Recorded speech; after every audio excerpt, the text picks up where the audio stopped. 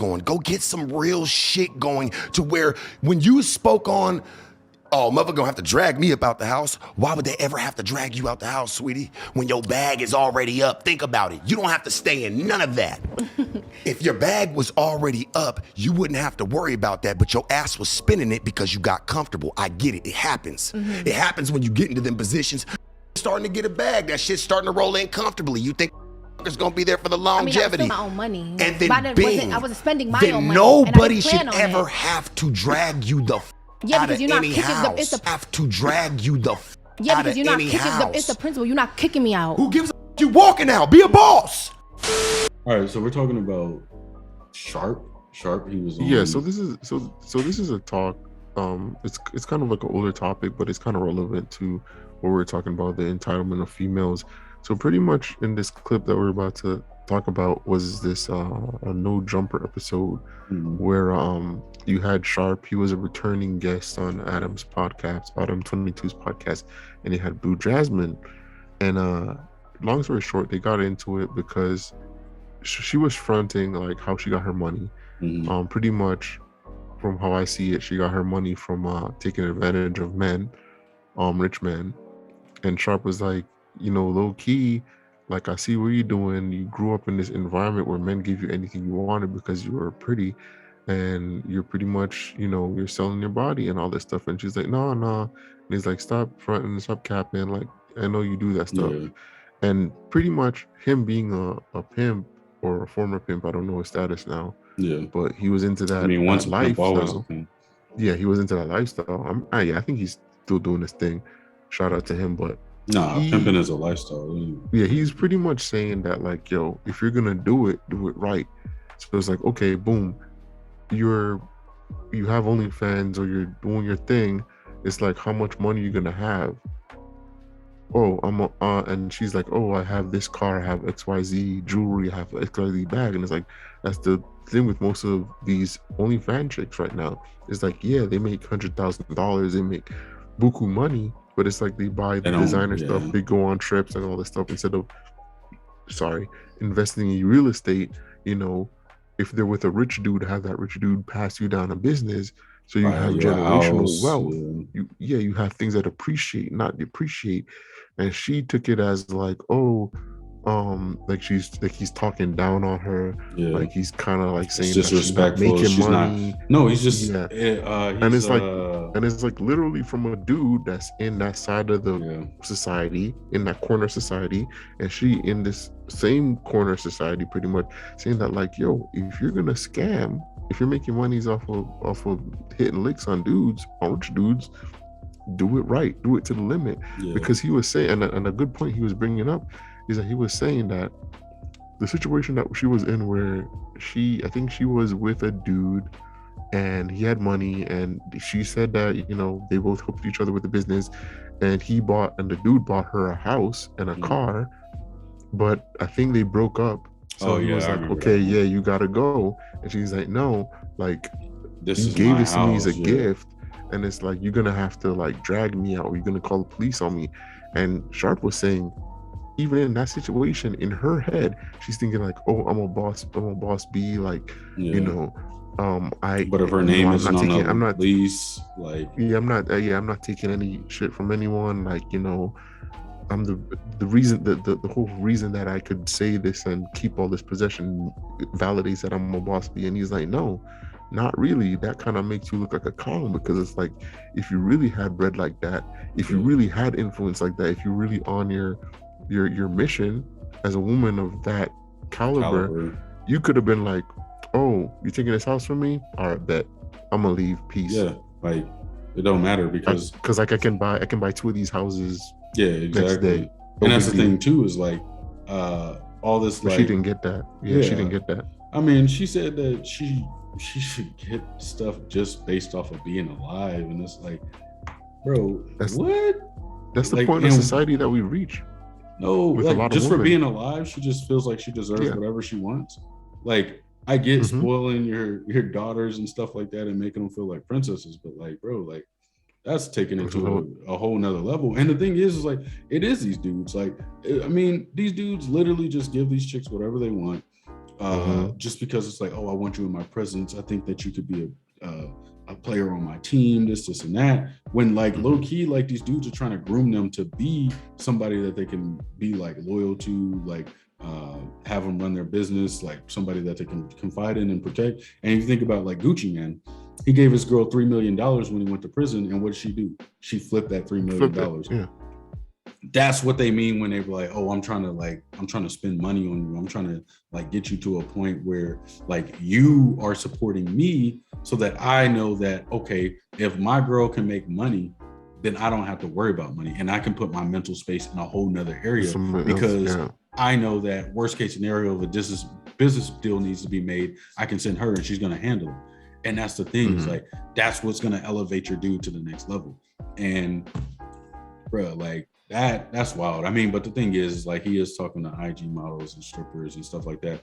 And I mean, I haven't watched no Jumper like that, but like for the most part, like the dude seems like, I mean, he's just whatever. Like he's calling people out on bullshit.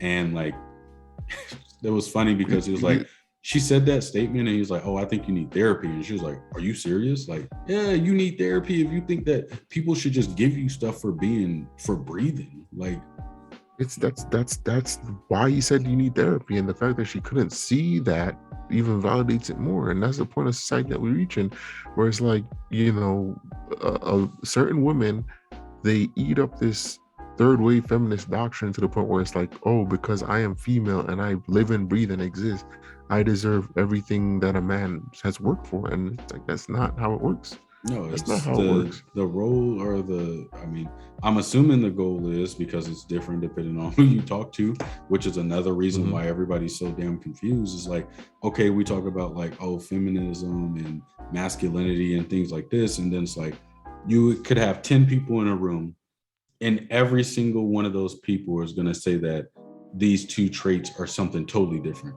So then it's like, who's right, who's wrong? Everybody could be right, but you still have to get to a center point if you want to move forward. So it's like, move forward if you think that this is what masculinity is, and then people step forward. And then the end goal is getting to a table where you can all sit down and eat or get money or something like that. But it's like, every time you disagree with somebody, it's like, take a step back. So then people are just like back and forth, and then we're never progressing forward. So, bro, that's wild. I mean, and the thing is like, that's why I'm like not big on social media and stuff like that. I mean, this even goes into the talk that we had about how TikTok's algorithms are different in China, where it's like TikTok in China shows algorithms to their kids that they teach them stuff that they want them to learn.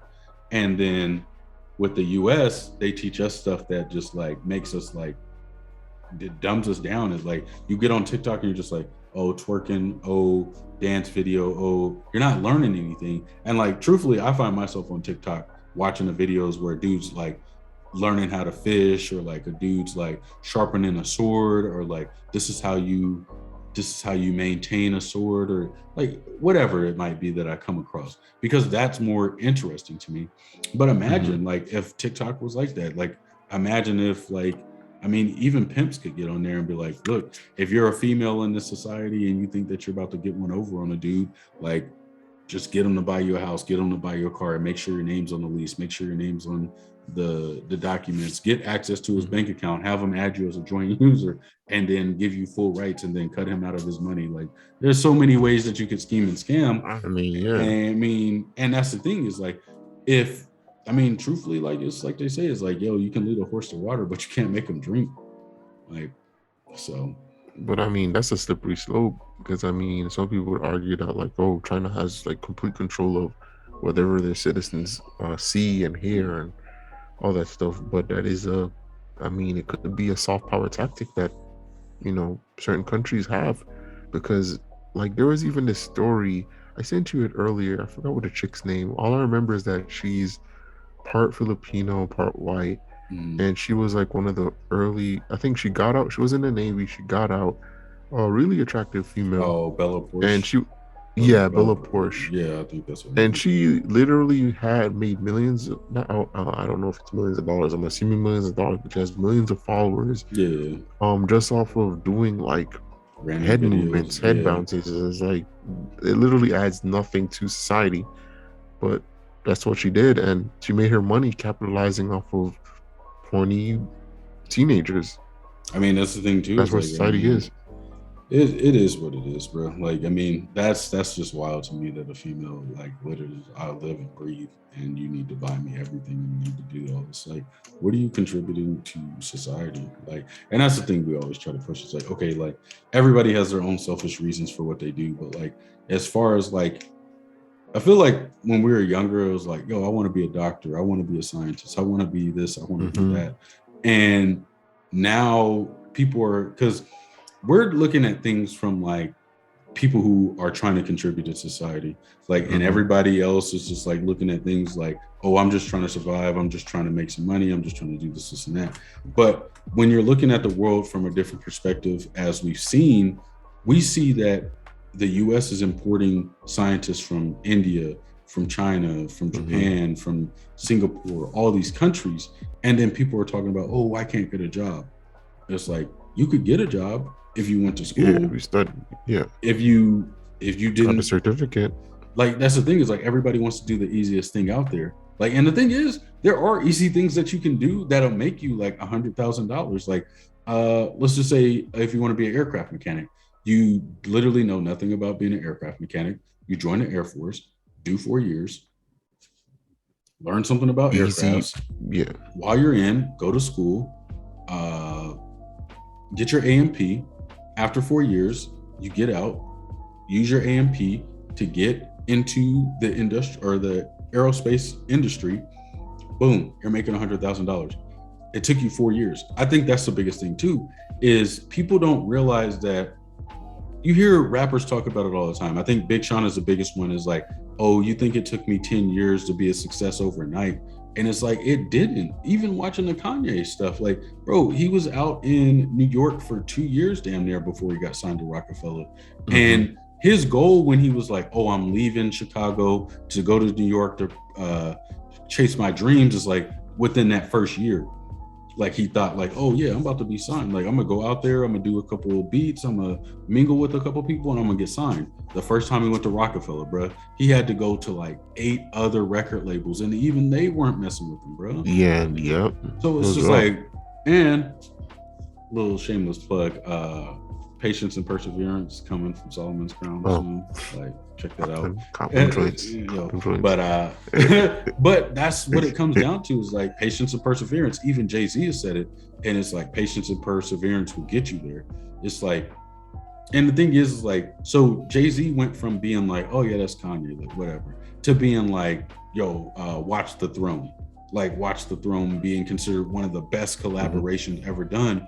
And the thing is, like, what, that took like 5 years after he had been signed to Rockefeller, maybe, like, to drop an album like that, when they could have dropped that album low key 5 years sooner. Yeah. They could have dropped, when they were like, oh, we're looking for the next Jay-Z, they could have dropped that album and been like, boom, like they would have been so far ahead of everybody else, bro, that we might not have ever seen J. Cole or Kendrick Lamar or like anybody who came after them, because like they would have set the bar so damn high, it would have been like ridiculous. But I mean, it didn't happen like that. I mean, everything, you got to trust in the process. So trusting in the process and you will get there.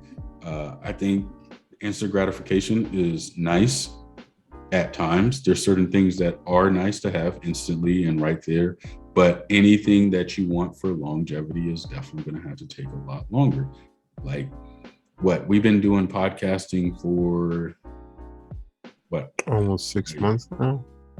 Yeah. I mean, and granted, we had a falling out on our old podcast, which, I mean, it was going pretty well, and then we had to restart. But like, truthfully, we've learned a lot in the 6 months of just starting. Like, I mean, our edits got a little bit better.